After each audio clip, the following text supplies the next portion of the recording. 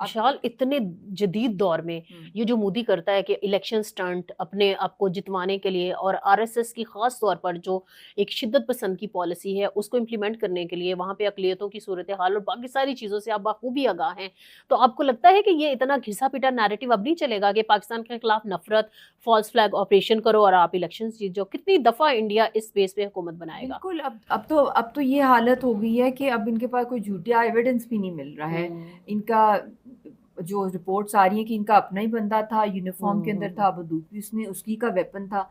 तो आप पहले अपने लोगों की छांटी करें हम्म। कि आपके अपने लोगों को आप क्या कर रहे हैं, क्या उनको आप ट्रेन करें, क्या हम्म। जानबूझ के करा रहे हैं, बेनिफिशियरी कौन इसका ज़्यादा पास्ट में रह चुका है। इस हम्म। दफ़ा तो क्योंकि इनकी वहमो-गुमान में नहीं था कि हम्म। ऐसा रिस्पॉन्स आ जाएगा।